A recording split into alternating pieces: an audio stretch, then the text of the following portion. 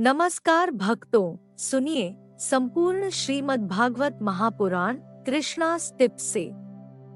ओम नमो भगवते वासुदेवाय। संपूर्ण श्रीमद् भागवत महापुराण नवम स्कंद अध्याय प्रथम से लेकर अध्याय द्वितीय तक। संपूर्ण श्रीमद् भागवत महापुराण नवम स्कंद प्रथम अध्याय।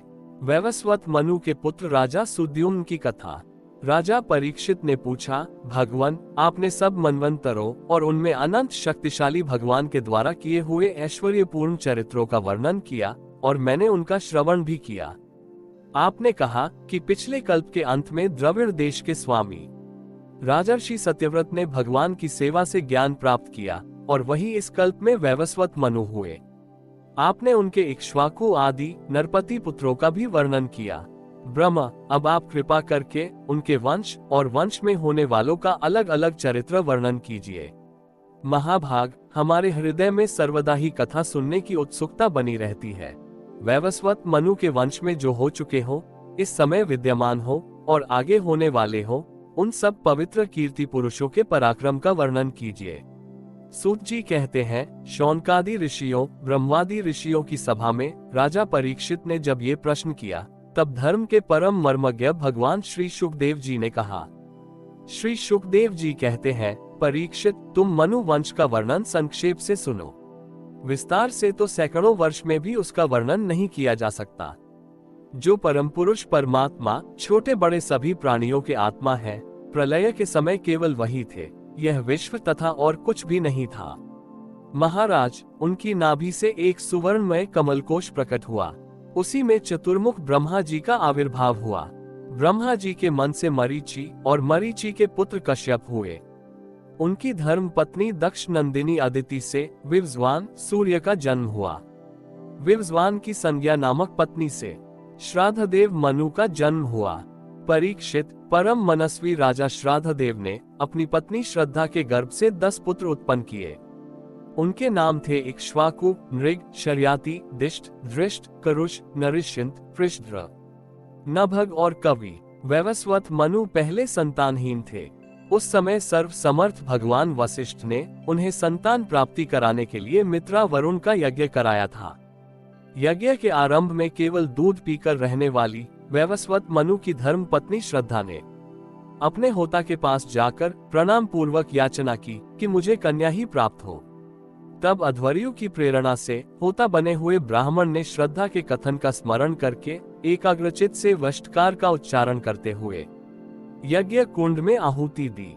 जब होता ने इस प्रकार विपरीत कर्म किया, तब यज्ञ के फल स्वरूप पुत्र के स्थान पर इला नाम की कन्या हुई। उसे देखकर श्राद्धदेव मनु का मन कुछ विशेष प्रसन्न नहीं हुआ। उन्होंने अपने गुरु वशिष्ठ जी से कहा, भगवान, आप लोग तो ब्रह्मवादी हैं, आपका कर्म इस प्रकार विपरीत फल देने वाला कैसे हो गया? अरे, ये तो बड़े दुख की बात है। वैदिक कर्म का ऐसा विपरीत फल तो कभी नहीं होना चाहिए। आप लोगों का मंत्र ज्ञान तो पूर्ण है ही, इसके अतिरिक्त आप लोग जितेंद्रिय भी हैं तथा तपस्या के कारण निष्पाप हो चुके हैं। देवताओं में असत्य की प्राप्ति के समान आपके संकल्प का यह उल्टा फल कैसे हुआ? परीक्षित, हमारे वृद्ध पितामह भगवान वशिष्ठ ने उनकी यह बात सुनकर जान लिया कि होता ने विपरीत संकल्प किया है। इसलिए उन्होंने वैवस्वत मनु से कहा, राजन, तुम्हारे होता के विपरीत संकल्प से ही हमारा संकल्प ठीक ठीक पूरा नहीं हुआ। फिर भी अपने तप के प्रभाव से मैं तुम्हें श्रेष्ठ पुत्र दूंगा। परीक्षित, परम यशस्वी भगवान वशिष्ठ ने ऐसा निश्चय करके उस इला नाम की कन्या को ही पुरुष बना देने के लिए पुरुषोत्तम नारायण की स्तुति की। सर्वशक्तिमान भगवान श्रीहरि ने संतुष्ट होकर उन्हें मुंह मांगा वर दिया, जिसके प्रभाव से वो कन्या ही सुद्युम्न नामक श्रेष्ठ पुत्र बन गई। महाराज, एक बार राजा सुद्युम्न शिकार खेलने के लिए सिंधु देश के घोड़े पर सवार होकर कुछ मंत्रियों के साथ वन में गए।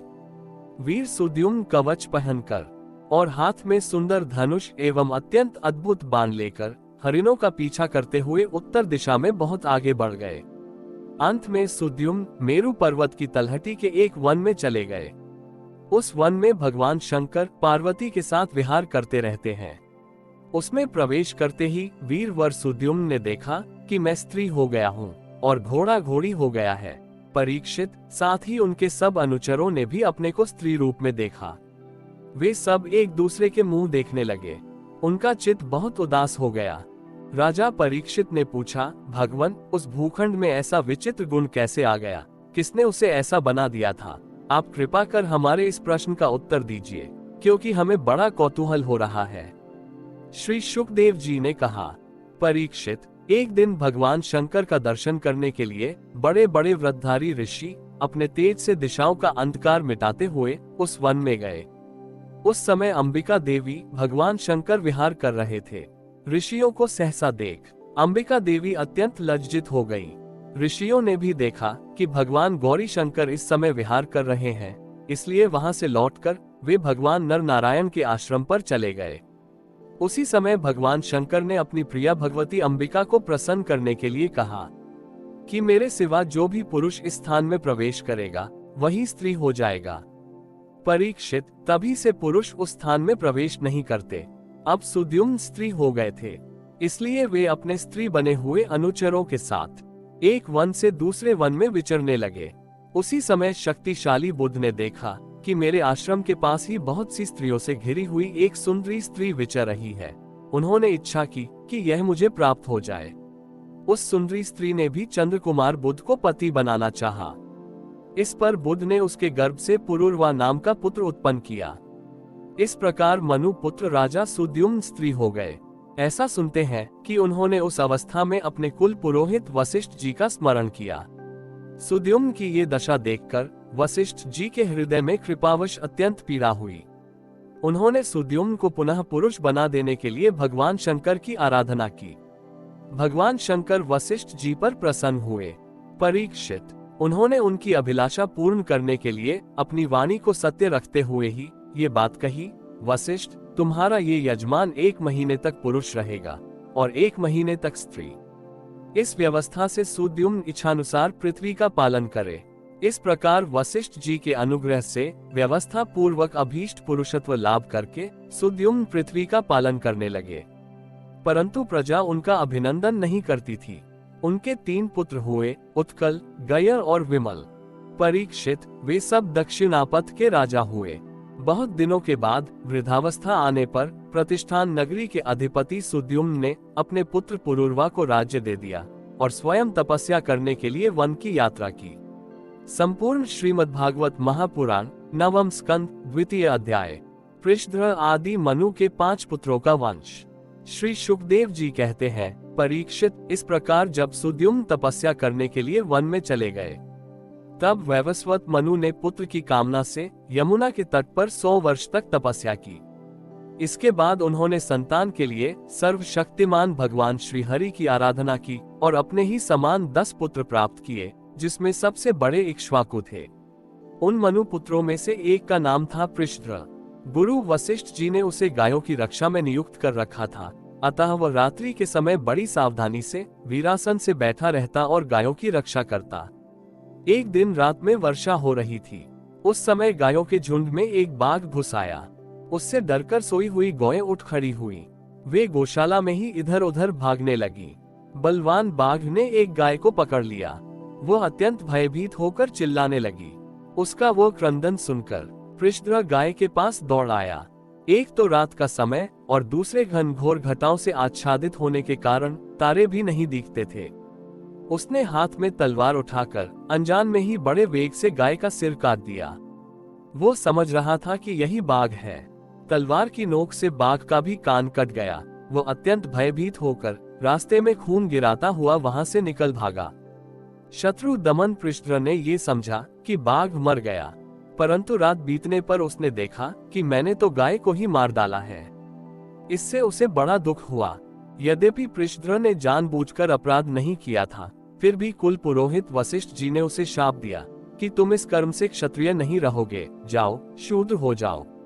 पृषध्र ने अपने गुरुदेव का ये शाप अंजलि बांधकर स्वीकार किया और इसके बाद सदा के लिए मुनियों को प्रिय लगने वाले नैष्ठिक ब्रह्मचर्य व्रत को धारण किया। वह समस्त प्राणियों का अहेतुक, हितैषी एवं सबके प्रति समान भाव से युक्त होकर भक्ति के द्वारा परम विशुद्ध सर्वात्मा भगवान वासुदेव का अनन्य प्रेमी हो गया। उसकी सारी आसक्तियां मिट गईं, वृत्तियां शांत हो गईं, इंद्रियां वश में हो गईं। वो कभी किसी प्रकार का संग्रह परिग्रह नहीं रखता था। जो कुछ दैववश प्राप्त हो जाता, उसी से अपना जीवन निर्वाह कर लेता। वो आत्मज्ञान से संतुष्ट एवं अपने चित्त को परमात्मा में स्थित करके प्रायः समाधिस्थ रहता। कभी कभी जड़, अंधे और बहरे के समान पृथ्वी पर विचरण करता। इस प्रकार का जीवन व्यतीत करता हुआ वो एक दिन वन में गया। वहां उसने देखा कि दावानल धधक रहा है। मननशील पृष्ठ अपनी इंद्रियों को उसी अग्नि में भस्म करके परब्रह्म परमात्मा को प्राप्त हो गया। मनु का सबसे छोटा पुत्र था कवि। विषयों से वो अत्यंत निस्पृह था। वो राज्य छोड़कर अपने बंधुओं के साथ वन में चला गया और अपने हृदय में स्वयं प्रकाश परमात्मा को विराजमान कर किशोर अवस्था में ही परम पद को प्राप्त हो गया। मनु पुत्र करुष से कारुष नामक क्षत्रिय उत्पन्न हुए। वे बड़े ही ब्राह्मण भक्त, धर्म प्रेमी एवं उत्तरापथ के रक्षक थे। दृष्ट के धार्ष्ट नामक क्षत्रिय हुए। अंत में वे इस शरीर से ही ब्राह्मण बन गए। नृग का पुत्र हुआ सुमति, उसका पुत्र भूत ज्योति और भूत ज्योति का पुत्र वसु था। वसु का पुत्र प्रतीक और प्रतीक का पुत्र ओघवान। ओघवान के पुत्र का नाम भी ओघवान ही था। उनके एक ओघवती नाम की कन्या भी थी, जिसका विवाह सुदर्शन से हुआ। मनु पुत्र नरिष्यंत से चित्रसेन, उससे ऋक्ष, ऋक्ष से मीदवान, मीदवान से कूर्च और उससे इंद्रसेन की उत्पत्ति हुई। इंद्रसेन से वीतिहोत्र, उससे सत्यश्रवा, सत्यश्रवा से उरुश्रवा और उससे देवदत्त की उत्पत्ति हुई।